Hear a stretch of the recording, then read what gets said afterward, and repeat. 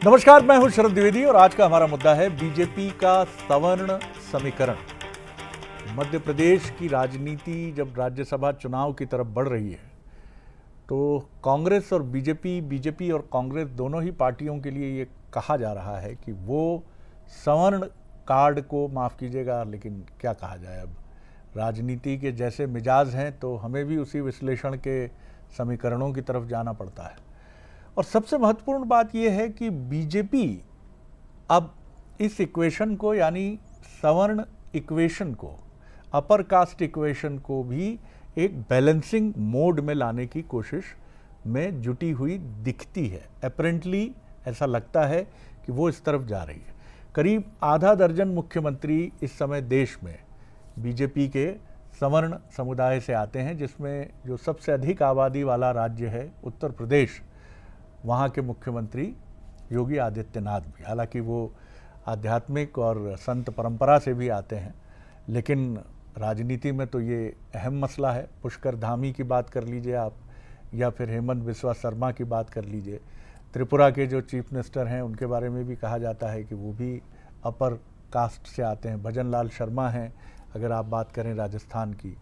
और कैबिनेट में भी करीब करीब 1 दर्जन मंत्री ऐसे हैं जो सवर्ण फैक्टर के साथ कैबिनेट में जगह बनाते हैं। और सबके पास, राजनाथ सिंह जी की बात कर लीजिए, जयशंकर जी की बात कर लीजिए आप, पीयूष गोयल जी की बात कर लीजिए, तो ये तमाम जो चेहरे और किरदार हैं। फिर आप मध्य प्रदेश आइए तो वीडी शर्मा जी सवर्ण समुदाय, ब्राह्मण समुदाय से थे, प्रदेश अध्यक्ष से हटे तो फिर एक सवर्ण समुदाय से, वैश्य समुदाय से आने वाले हेमंत खंडेलवाल जी ने। तो अब इस इक्वेशन को बीजेपी एक सिनेरियो में देख रही है कि सवर्ण समुदाय का भले ही रेशियो छोटा हो, लेकिन वो एक, जैसे आप सोशल मीडिया में एक शब्द यूज़ करते हैं, इन्फ्लुएंसर, प्रभाव डालने वाला। तो अपर कास्ट के लिए ये चीज़ कही जाती है कि वो इन्फ्लुएंसर का काम करता है। वो अपनी अभिव्यक्ति से, अपनी बात से, उसमें कहीं कोई श्रेष्ठता की बात नहीं है और ना इसमें बाकी समुदाय हमारे कहीं कोई कमज़ोर हैं, बल्कि सवर्ण समुदाय से भी आगे हैं। वो ऐसा नहीं है, योग्यता किसी की बपौती नहीं है। नहीं तो आप देखिए भीम बाबा राव साहब अम्बेडकर ने कितनी चुनौतियों के बीच में आज वो हमारे संविधान निर्माता हैं। हाँ, लेकिन ये है कि अपर कास्ट का अपना एक इन्फ्लुएंस है या इन्फ्लुएंसर वो है। आज इसी पर हमारी डिबेट है। राज्यसभा चुनाव केंद्र में है। पहले देखिए आप हमारी ये रिपोर्ट, फिर चलेंगे डिबेट की तरफ। मध्य प्रदेश में राज्यसभा चुनाव से पहले बीजेपी के संभावित पैनल ने नई सियासी बहस छेड़ दी है। पार्टी ने जिन 7 नामों को पैनल में जगह दी है, उनमें 5 चेहरे ठाकुर और ब्राह्मण समाज से जुड़े बताए जा रहे हैं। मतलब बीजेपी की इस सूची में सामान्य वर्ग का दबदबा नजर आ रहा है। ऐसे में राजनीतिक गलियारों में चर्चा शुरू हो गई है कि क्या पार्टी ने राज्यसभा के जरिए सवर्ण कार्ड खेलने की रणनीति बनाई है। दरअसल मध्य प्रदेश में 3 सीटों पर चुनाव होने हैं। बीजेपी ने अपने संभावित उम्मीदवारों के पैनल में जिन नामों पर भरोसा जताया है, उनमें जातीय और सामाजिक संतुलन को लेकर सवाल खड़े हो रहे हैं। सियासी जानकार मान रहे हैं कि विधानसभा और लोकसभा में ओबीसी, आदिवासी और महिला प्रतिनिधित्व के बाद अब पार्टी सवर्ण वोट बैंक को मजबूत करने का संकेत देना चाहती है, खासकर ऐसे वक्त जब संगठन और सत्ता के बीच संतुलन साधना भी चुनौती बना हुआ है। भूल कर भी मुख से जाति पंथ की ना बात हो, भाषा प्रांत के लिए कभी ना रक्तपात हो। हम इस सिद्धांत में विश्वास रखते हैं। यह अलग बात है कि चुनावों के दौरान या अन्य अवसरों पर समाज के सभी वर्गों को यथा योग्य प्रतिनिधित्व मिले। नेतृत्व में तमाम नेताओं को उनकी योग्यता के अनुसार मान सम्मान मिले, भूमिका तय हो। इस पर हमारा संगठन भारतीय जनता पार्टी सामूहिक नेतृत्व की भावना से आम सहमति से निर्णय लेते हैं। इस बीच कांग्रेस में भी चेहरे को लेकर मंथन जारी है। पूर्व मुख्यमंत्री कमलनाथ और मीनाक्षी नटराजन के नाम की चर्चा जोरों पर है। साथ ही जीतू पटवारी और कमलेश्वर पटेल के नाम की भी चर्चा है। वहीं बीजेपी की सवर्ण रणनीति पर कांग्रेस ने हमला तेज कर दिया है। कांग्रेस ओबीसी को लेकर बीजेपी को घेर रही है और सवाल उठा रही है कि क्या पार्टी सामाजिक न्याय की बात सिर्फ चुनाव तक ही सीमित रखती है। मतलब राज्यसभा चुनाव अभी दूर है, लेकिन सियासी बयानबाजी ने अभी से रफ्तार पकड़ ली है। बीजेपी इसे संगठनात्मक रणनीति बता रही है तो कांग्रेस इसे सामाजिक असंतुलन का मुद्दा बनाकर राजनीतिक घेराबंदी में जुट गई है। कांग्रेस के सभी विधायक एकजुट हैं और पूरी ताकत से कांग्रेस अपने राज्यसभा प्रत्याशी को जिताकर सांसद बनाएगी। भाजपा चूंकि आदिवासियों, दलितों, पिछड़ों के खिलाफ है, इसलिए जो है वो इस वर्ग विशेष से किसी को भी राज्यसभा नहीं भेजेगी। ये राज्यसभा में जब भाजपा अपने प्रत्याशी उतारेगी तो और बहुत स्पष्ट हो जाएगा। मध्य प्रदेश की राजनीति में जातीय और सामाजिक समीकरण हमेशा अहम रहे हैं। राज्यसभा चुनाव से पहले बीजेपी का संभावित पैनल उसी बहस को फिर केंद्र में ले आया है। सबसे बड़ा सवाल यही है कि क्या बीजेपी का सवर्ण फोकस सामाजिक संतुलन की नई रणनीति है या फिर एक खास वोट बैंक को मजबूत करने की सियासी कवायद। राज्यसभा के लिए उम्मीदवार फाइनल होने से पहले बीजेपी का सवर्ण समीकरण सियासी बहस में आ गया है। अब देखना होगा कि क्या ये सिर्फ चर्चा तक सीमित रहेगा या सवर्ण कार्ड के सहारे बीजेपी राज्यसभा के साथ 2028 के समीकरण फिट करने की दिशा में आगे बढ़ेगी। चलिए अब हमारे सवालों की तरफ चलते हैं। क्या बीजेपी राज्यसभा में, अभी सब सवालों के घेरे में ही है, राज्यसभा में सवर्ण चेहरा लाकर एक नया कम्युनिटी मैसेज या एक सोशल मैसेज देना चाहती है कि हाँ, आपको हम इग्नोर नहीं करते हैं? क्या भारतीय जनता पार्टी राज्यसभा में सवर्ण के सहारे 2028 की जंग पर भी फोकस कर रही है, यानी सवर्ण मतदाताओं पर भी निगाह है? क्या कांग्रेस ओबीसी प्रतिनिधित्व के मुद्दे पर बीजेपी की घेराबंदी कर पाएगी? कांग्रेस का प्रेशर और कांग्रेस की रणनीति ये है कि आप ओबीसी को नज़रअंदाज कर रहे हैं। राजनीति में सब चलता है। जो मेहमान हमारे साथ हैं उनसे मिलिए। स्टूडियो में मेरे साथ हैं वरिष्ठ पत्रकार, राजनीतिक विश्लेषक जयप्रकाश पाराशर जी। बहुत स्वागत है जयप्रकाश जी। यशपाल सिंह सिसोदिया जी हैं, सीनियर लीडर बीजेपी के, पूर्व विधायक, उनका बहुत स्वागत करता हूं। और संतोष गौतम जी हैं, उनका भी बहुत स्वागत है, सीनियर लीडर हैं कांग्रेस के, स्पोक्स पर्सन हैं। काफ़ी दिनों बाद उनसे मुलाकात हो रही है इस माध्यम के ज़रिए, उनका भी स्वागत है। जयप्रकाश जी, हम सब ये जानते हैं कि एक समय बीजेपी की छवि मीडिया ने और अपोनेंट्स ने ये गढ़ी थी कि ये अपर कास्ट की पार्टी है, और उससे निकलने में बीजेपी को समय भी लगा। और आज इसने सोशल इक्विलिब्रियम पूरा इस तरह से सेट किया है। विष्णुदेव साय जी हैं, ट्राइबल कम्युनिटी से आते हैं, छत्तीसगढ़ की अगर हम बात करें। मध्य प्रदेश में ओबीसी रिप्रेजेंटेशन को देखें, 50% या उससे भी अधिक की बात की जाती है। यहाँ शिवराज जी के बाद अब डॉक्टर मोहन यादव हैं जो ओबीसी से आते हैं। लेकिन शायद इस पे ध्यान देते देते कहीं ये आरोप भी लगने लगे कि सवर्णों की तरफ ध्यान नहीं है। आप कैसे देखते हैं? अभी तो सब कुछ पर्दे के भीतर ही है, लेकिन सवर्ण फोकस क्या है इसमें कुछ बात? आप ठीक कह रहे हैं। अगर हम 2024 के जो चुनाव थे लोकसभा के, उसी को अगर देखें तो पैन इंडिया यानी पूरे भारत में जो वोटिंग हुई उसमें बीजेपी को अपर कास्ट में 60% वोट अपर कास्ट का मिला। और मतलब वो एक, मैं एवरेज की बात कर रहा हूँ, एक बहुत किसी खास सर्वे की बात नहीं कर रहा हूँ। और मध्य प्रदेश जैसे राज्य में तकरीबन 72% वोट अपर कास्ट का मिला। उत्तर प्रदेश में तो 79% वोट मिला। मध्य प्रदेश में चूंकि इस तरह का कोई ध्रुवीकरण नहीं है जैसा उत्तर प्रदेश या बिहार में जातियों का ध्रुवीकरण है।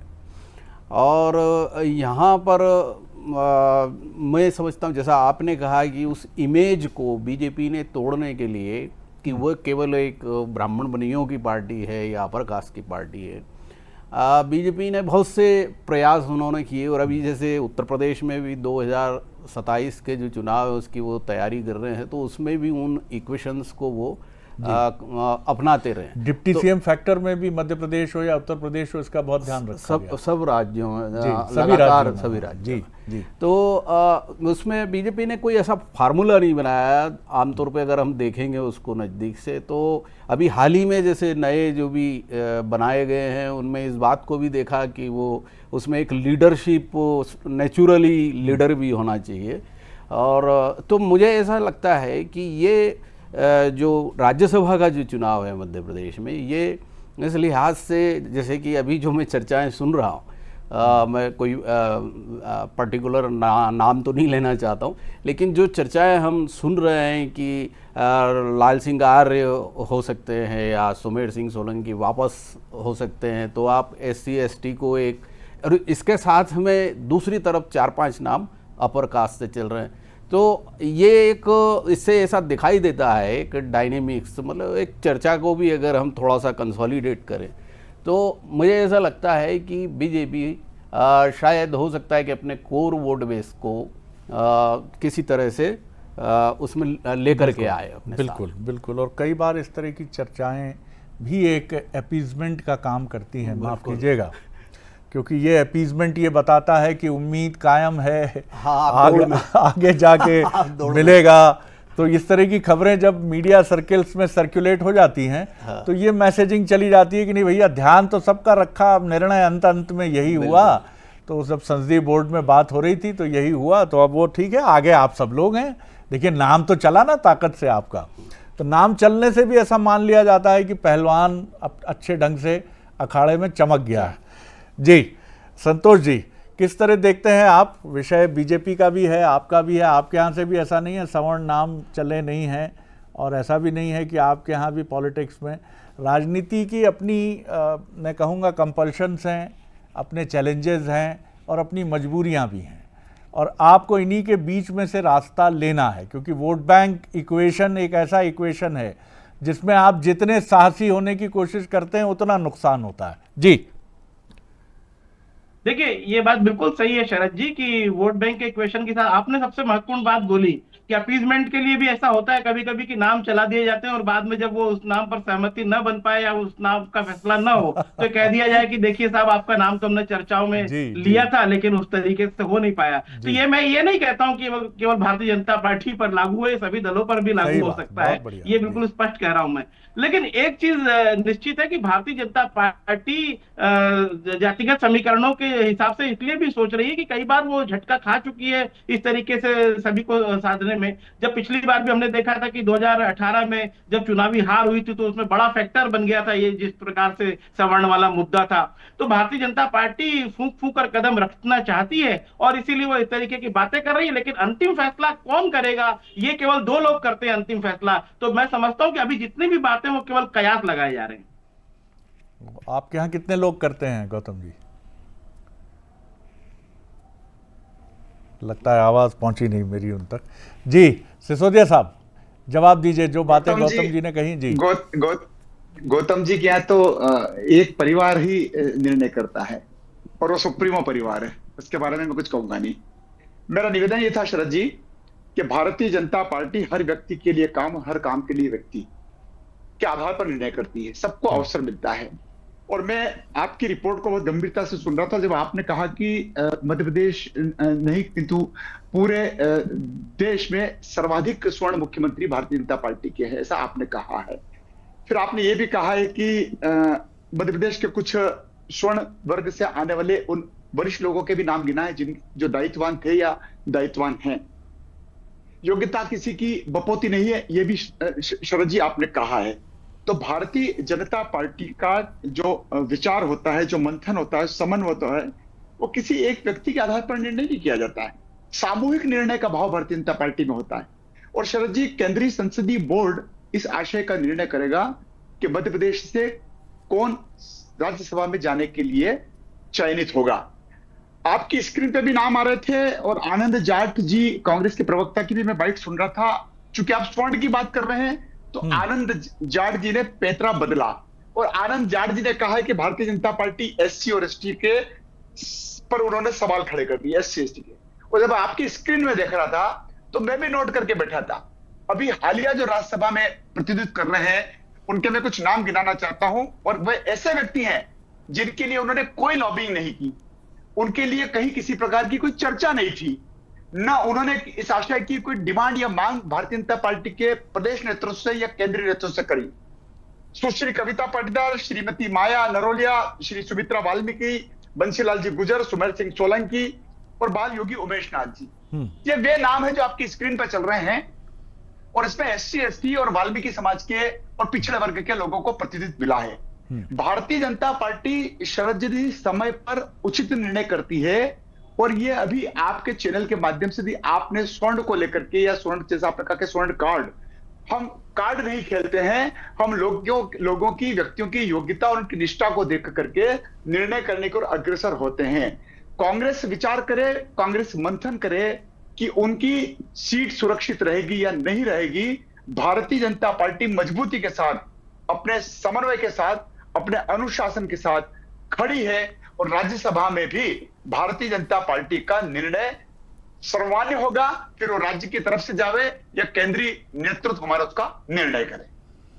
राजनीति कई बार एक बड़ी अंधेरी और घनेरी गुफा की तरह भी होती है। यशपाल जी, आपका अनुभव बहुत गहरा है, और यहाँ कोई भी गलत निर्णय लेने के लिए तैयार नहीं होता। और क्यों लेगा गलत निर्णय? सत्ता से दूरी किसको भाती है? लेकिन फिर भी जिसको हम टेनिस की भाषा में कहते हैं, जयप्रकाश जी, फोर्स एरर, कि आप उतावलेपन में कई बार जल्दी मैच जीतने के लिए आप कुछ फोर्स एरर कर जाते हैं, और वो आपको पीछे नेपथ्य की तरफ ले जाती है। मैं कहीं पढ़ रहा था कि इंदिरा जी कभी ये सोच नहीं सकती थी, जो 77 में परिदृश्य बना था, कि उन्हें लग रहा था कि व्हाट वेंट रॉन्ग। अभी हमने बांग्लादेश दुनिया में अपनी तरह का एक कार्व आउट किया, हमने पाकिस्तान के टुकड़े कर दिए, और उसके बाद मेरे प्रति इतनी नाराजगी। 71-72 में ज़्यादा समय नहीं, 5 साल में लोग भूल गए हमने क्या किया। तो ये होता है कई बार, और बहुत अच्छा काम करने की आपकी मंशा रहती है, और आप ऐसा प्रिटेंड करते हैं कि अच्छा किया, लेकिन वो होता नहीं। कैसे देखते हैं आप इसे भी? और इस सवर्ण राजनीति पे फिर लौटिएगा जरा, क्या कुछ है इन खबरों में दम, या ये सब आईवॉश है? मुझे तो लगता है कि ये जो बहस है जाति वाली, ऐसा नहीं हो कि कहीं बहुत ज़्यादा अगर बढ़ जाए तो दिल्ली से कोई एक तीसरा व्यक्ति जो है आकर के, और उसका जैसे कि जॉर्ज कुरियन की तरह जो कोई आ जाए, तो ये भी कभी हो सकता है। अभी अन्नामलाई के लिए भी सीट ढूंढी जा रही है, हालांकि आंध्र प्रदेश में उनका नाम चल रहा है। तो ये बात सही है कि मुझे ऐसा लगता है कि इस पर काफ़ी मशक्क़त हो चुकी होगी कि किसको लेकर के जाना है। अब भारतीय जनता पार्टी का अगर हम पैटर्न देखें शरद जी, पूरा इलेक्शन का, तो अब इस बार देखिए आप कि मध्य प्रदेश में उनके पास एक्स्ट्रा 49 वोट्स हैं, उसके बावजूद वो तीसरे टिकट पर कोई कर नहीं रहा है कि हम इसको जीतने की कोशिश कर रहे हैं। वो इसकी कोई चर्चा नहीं कर रहे हैं, और वो इससे आप अंदाज लगा सकते हैं कि वो कितनी सतर्कता से अपनी इमेज को लेकर के काम कर रहे हैं। तो ये जो चीज़ है पूरी, मैं ऐसा सोचता हूँ कि इसको वर्कआउट किया जा चुका होगा कि ये हमें किस साइलेंटली किस सोशल इंजीनियरिंग को लेकर के आना है। तो ये बात सही है कि अभी ये चर्चा चल रही है, और यूजीसी का जो प्रकरण हुआ उसकी वजह से जो अपर कास्ट में एक असंतोष हमने देखा था, उसमें एक पर्टिकुलर सेक्शन ने महसूस किया या उनको लगा। तो बीजेपी में इस बात को लेकर के मंथन तो है कि भाई इसको एड्रेस किया जाना चाहिए, पर मैं सोचता हूँ कि काफ़ी सधे हुए तरीके से इस पर काम कुछ न कुछ ज़रूर किया होगा। बिल्कुल सही बात है, और कई बार राजनीति में कुछ बयान भी एक परिदृश्य बदलते हैं। जैसे अभी एक बयान, हालांकि उनकी मंशा की तरफ हम उंगली नहीं उठा रहे हैं, सीजेआई साहब का जो एक बयान आया एक certain sections of the youth को लेकर, और उसने एक ऐसी पार्टी की तरफ बढ़ गई, वो कहाँ जाएगी किधर जाएगी ये सब छोड़िए, लेकिन उसने बीजेपी और कांग्रेस जैसी पार्टीज को सोशल मीडिया पर पीछे छोड़ दिया। यानी सिर्फ आप अगर लोगों के मन को जगा देते हैं अपने किसी बयान से कि साहब हमको कॉकरोच बोल दिया। 2018 में तत्कालीन चीफ मिनिस्टर का एक बयान कहा गया कि ग्वालियर चंबल में बड़ा मुसीबत का सबब बना। तो तोल मोल के बोल भी बड़ा गोल्डन वाक्य है राजनीति का, बहुत एक एक शब्द आपका, यानी यहाँ से जुबान तक आने के पहले आपको न जाने कितना सोचना चाहिए। चलिए, ये तो अलग दार्शनिक बात हो गई। गौतम जी, और इसी विषय को आगे बढ़ाते हैं। जी संतोष, गौतम जी भी संयोग से, और आज जो पैनल है वो भी, भैया इसमें कोई प्रयास नहीं है, लेकिन ये पैनल भी जो है अगर आप उस पैमाने पे देखेंगे तो वो है। लेकिन सवर्णों के लिए राजनीति में संभावना और गुंजाइश मुझे लगता है कांग्रेस बीजेपी दोनों में बनी हुई है, तमाम कॉस्ट इक्वेशन के बाद भी।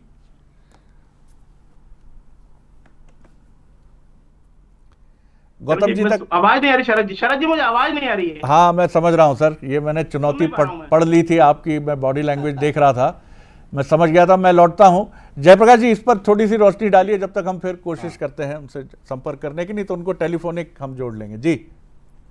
जो सवाल मैंने उनसे किया मिसकम्युनिकेशन को लेकर के, कि ये इसमें कोई दो राय नहीं है कि जो पॉलिटिकल कम्युनिकेशन है वो बहुत ही संवेदनशील और बहुत बारीक होता है। कहीं पर आप बोलते हैं और उसका जो नुकसान है वो किसी ऐसी जगह पर होता है कि आप अंदाज भी नहीं लगा सकते। ऐसा जैसे कि हम लोगों को याद है अच्छी तरह से कि 2003 में भी इस तरह का एक दिग्विजय सिंह जी ने विकास को लेकर के जब बात कही तो उसका असर हमने देखा कि वो काफ़ी लोगों ने गलत रीड किया। तो ये बहुत सारी ऐसी चीज़ें होती है और निश्चित रूप से जो लोग क्या महसूस कर रहे हैं इसको पढ़ लेना बहुत ज़रूरी है और उसके मुताबिक ही मूव करना बहुत ज़रूरी है। राज्यसभा का चुनाव कोई इंडिपेंडेंटली कोई रिजिड इलेक्शन नहीं है, ये ओवरऑल होल पॉलिटिक्स का एक पार्ट है। चलिए मैं कोशिश करता हूँ। गौतम जी सुन पा रहे हैं? बिल्कुल सुन पा रहा हूँ शरद जी। आप जी कैसे देखते हैं गौतम जी? और आपने बीजेपी के लिए तो बात की, लेकिन कांग्रेस में भी सवर्ण कैंडिडेट की चर्चा ऐसी नहीं है, भले ही वो जिस भी रूप में हो, चर्चा यहाँ भी है। और संयोग से आप दोनों भी पैनलिस्ट हमारे सवर्ण समाज से ही हैं। आज एक पार्टी भी मध्य प्रदेश में बनी थी, सवर्ण समाज पार्टी। ठीक है, अधिकार है सभी को अपनी अपनी पार्टियां बनाने का भी। कैसे देखते हैं आप, कांग्रेस में भी संभावनाएं, ऐसा तो नहीं है जी? नहीं, देखिए शरद जी, कांग्रेस पार्टी इस आधार पर निर्णय नहीं करेगी कि कौन सा उम्मीदवार जो है सवर्ण है और कौन सा पिछड़ा वर्ग का है, कौन सा अनुसूचित जाति का है। कांग्रेस पार्टी को जिसको लगेगा कि अभी सबसे उपयुक्त समय है और ये उपयुक्त आदमी है जो पार्टी की बात को राज्यसभा में मजबूती से रख सकता है, कांग्रेस पार्टी उसका पक्ष लेगी। अभी विजेंद्र यशपाल सिंह सिसोदिया साहब को मैं सुन रहा था, उन्होंने कहा कि भारतीय जनता पार्टी योग्य व्यक्ति का निर्णय लेगी, क्योंकि इसके पहले भी भारतीय जनता पार्टी से जो राज्यसभा के सदस्य चुने गए थे उन्होंने अपने लिए कोई लॉबिंग नहीं की थी। तो इस बात से तो मैं सहमत हूं यशपाल जी, आपकी पार्टी में लॉबिंग की आवश्यकता कहां है और लॉबिंग सुनेगा कौन? वो तो आपने देखा कि हमने देखा कि दिल्ली के मुख्यमंत्री चुनना हो, चाहे राजस्थान के मुख्यमंत्री चुनना हो, चाहे मध्य प्रदेश के मुख्यमंत्री चुनना हो, ये तो पर्ची से चुन लिए गए। लॉबिंग का महत्व कहां है वहां पर? लॉबिंग का महत्व तब होता है जब पार्टी में बात सुनी जाती, केवल दो लोगों को फैसला लेना है, लॉबिंग तो बिल्कुल विफल हो जाएगी। आप जो भी अपने लिए लॉबिंग करेगा वो अपने लिए दुश्मनी मोल लेगा शीर्ष नेताओं से। तो निश्चित तौर पर लॉबिंग की आवश्यकता आपकी पार्टी में है नहीं, क्योंकि आपको भी नहीं पता रहेगा अंतिम समय तक कि कौन आपका राज्यसभा उम्मीदवार होने वाला है। कोई चर्चा नहीं होती, वहां तानाशाही पूर्ण तरीके से निर्णय ले लिए जाते हैं और निर्णय ले लिया जाएगा और हम सब देखेंगे किसका नाम आ गया अंतिम समय पर। चलिए जवाब लेता हूं मैं। तो साहब, आपकी चयन प्रणाली पर सवाल है, कांग्रेस का निर्णय व्यक्ति केंद्रित होते हैं, ये भी आरोप है कांग्रेस का, और कोई भी इस तरह की स्वतंत्रता नहीं है भारतीय जनता पार्टी में, ऐसा भी आरोप है संतोष गौतम जी का कांग्रेस की तरफ से। जी शरद जी, हमारा खून खून, तुम्हारा खून पानी।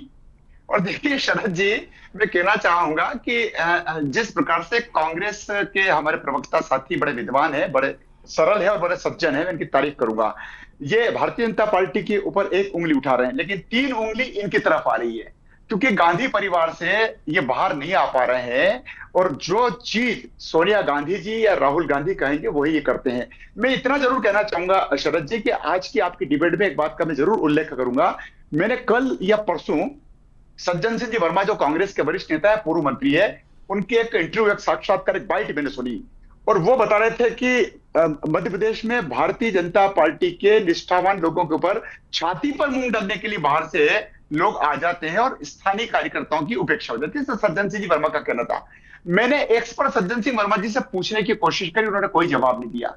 मैंने कहा आप हमारे ऊपर अगर आरोप लगा रहे हैं तो सज्जन भैया आप बता दें कि राजस्थान में सोनिया गांधी जी को आपने चयनित किया है, वहां किनकी छाती पर मूंग डालने के लिए सोनिया गांधी जी का चयन हो गया? यह समग्र चिंतन होता है। यह व्यवस्था राज्यसभा के चुनाव को लेकर के, चयन को लेकर के बड़ी बारीकी से की जाती है। और इस प्रकार से, जिस प्रकार से संतोष जी कह रहे थे, ऐसा नहीं होता है। व्यक्ति का व्यक्तित्व, उसका वर्ग, उसका समर्पण, उसका अनुभव और उसकी योग्यता, और भारतीय जनता पार्टी में तो बड़ी छन्नी लगा करके नामों को भेजने की कोशिश की जाती है। आप संतोष जी दो व्यक्तियों पर आरोप लगा रहे हैं। आपके यहां तो एक ही परिवार निर्णय करता है और उसने जो निर्णय कर दिया ठीक है। भारतीय जनता पार्टी का मध्य प्रदेश का कैडर, भारतीय जनता पार्टी की केंद्रीय संसदीय बोर्ड, ये सब मिलकर के और जब चयन करते हैं तो ऐसे चौंकाने वाले नाम आते हैं संतोष जी, जिसके बारे में आप कल्पना भी नहीं कर सकते हैं, आप विचार भी नहीं कर सकते हैं, चाहे वो वाल्मीकि समाज का हो, चाहे वो आदिवासी वनवासी समाज का हो। जी, सबसे महत्वपूर्ण बात है साहब, हम लोग पत्रकारिता की जुबान में, हमारे उस्तादों ने हमको एक चीज़ समझाई कि यहाँ कोई कितना भी निष्णात एंकर हो, कितना भी अच्छा लिखाड़ हो, कितना ही अच्छी कॉपी लिखता हो, कितना अच्छा बोलता हो, लेकिन उसकी बात में दम तभी होगा जब खबर में दम होगा। तो यही बात मैं राजनीति में कहता हूं कि कितना मैनेजमेंट हो जाए, चुनावी प्रबंधन में माहिर हो जाए, लेकिन जब तक गौतम जी और सिसोदिया जी जैसे राजनेता, जिसको कहते हैं कंटेंट में दम है, जब तक आप कंटेंट में दम वाले राजनेता आगे नहीं रखेंगे, राजनीति में आपका तमाम चातुर्य धरा का धरा रह जाएगा। इसीलिए आजकल और पहले से भी आप लोग बहुत सर बिल्कुल ऊपर नीचे सब जोड़कर, हाथ पैर दिमाग मस्तिष्क, फिर कैंडिडेट चुनते हैं जिस पे सबसे दबाव रहता है, क्योंकि अच्छा कैंडिडेट जीत की 60% से अधिक की गारंटी होता है। बाकी में सांगठनिक चीज़ें हैं और तमाम चीज़ें हैं। तो कृपया कृपया कृपया तमाम राजनीतिक दलों से आग्रह है, और मीडिया का भी ये दबाव और जनता का उससे भी अधिक ये दबाव राजनीतिक दलों पर होना चाहिए कि वो स्वच्छ, पारदर्शी और दमदार चरित्र वाले कैंडिडेट सामने लाएं, जिससे किसी को कहने का मौका ना मिले, क्योंकि हाथ कंगन को आरसी क्या और पढ़े लिखे को फारसी क्या। बहुत शुक्रिया आप तीनों मेहमानों का, और आगे देखिए हमारा न्यूज़ बुलेटिन प्राइम मैटर।